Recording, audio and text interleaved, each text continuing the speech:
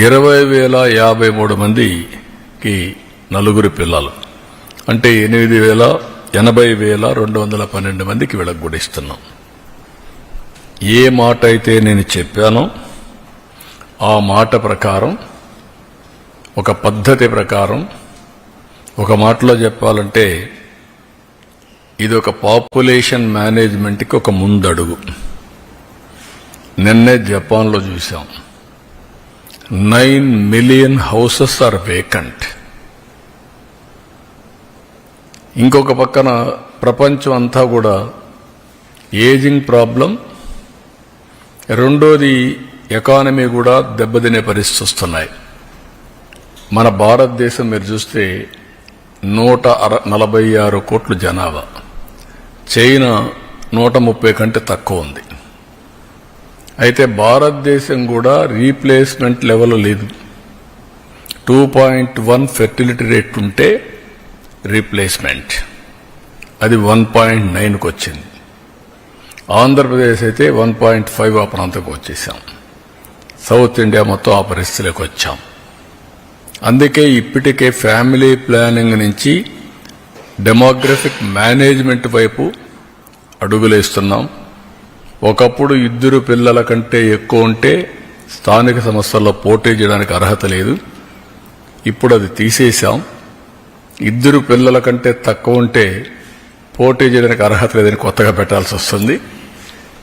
అందులో రెండో స్టెప్ మీరు చూస్తే ఎక్కడికక్కడ ఆఫీసుల్లో కూడా ఒక అనుకూలమైనటువంటి వాతావరణం, చిల్డ్రన్ హోమ్స్ కింద ప్లే ఏరియా కానీ, అక్కడ వాళ్ళకి ప్రత్యేకమైన సదుపాయాలు అవన్నిటి కూడా నిర్ణయాలు చేస్తున్నాం. అందులో ఇది ఒక మేజర్. చాలామంది చెప్పేది ఎక్కువ మంది పిల్లలుంటే మాకు ఆదాయం లేదు కాబట్టి మేము పిల్లల్ని చదివించలేమనే ఆలోచన ఉంది. ఈరోజు చదివించడమే కాదు, వీళ్ళకు కూడా వెసులుబాటు వస్తుందనే విధంగా ఈ కార్యక్రమానికి శ్రీకారం చుట్టాం. ఈరోజు మీరు చూసినప్పుడు తల్లికి వందనంలో ఇంకా మిగిలిన కార్యక్రమాలన్నిటికీ కూడా మీరు చూసినప్పుడు అన్నదాత సుఖీభవ, ఏడాదికి మొత్తం 14,000 రూపాయలు ఇస్తా అన్నాం. 6,000 రూపాయలు గవర్నమెంట్ ఆఫ్ ఇండియా ఇస్తుంది. వాళ్ళు ఇచ్చింది 7,500. ఈరోజు తెలుగుదేశం ఇచ్చేది 14,000, వ్యత్యాసం 6,500. తల్లికి వందనం నేను చెప్పాను, అన్నదాత సుఖీభవ ఇచ్చింది మీకు చెప్పాను. దీపం 3 సిలిండర్లు వాళ్ళు ఏమీ ఇవ్వలేదు. ఇంకొక పక్కన మీరు చూస్తే మత్స్యకారుల భరోసా, మేమిచ్చింది మత్స్యకారుల సేవలు. మొత్తం 1,29,178 మందికి ఇచ్చాం, 259 కోట్లు. వాళ్ళు ఇచ్చింది 1,09,231, 109 కోట్లు. వ్యత్యాసం 150 కోట్లు అదనం.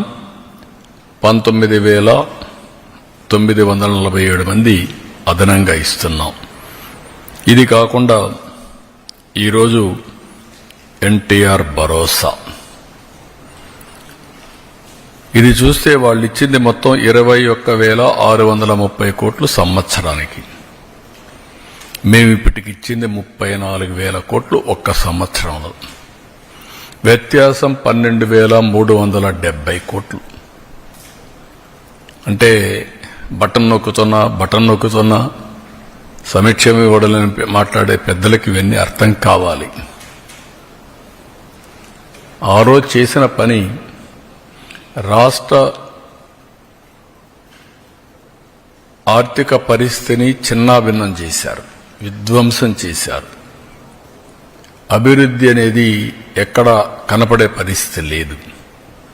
కడాన ఏ పరిస్థితికి వచ్చామంటే విశ్వసనీయత పోయిన తర్వాత ప్రొహిబిషన్ గురించి మాట్లాడిన పెద్దలు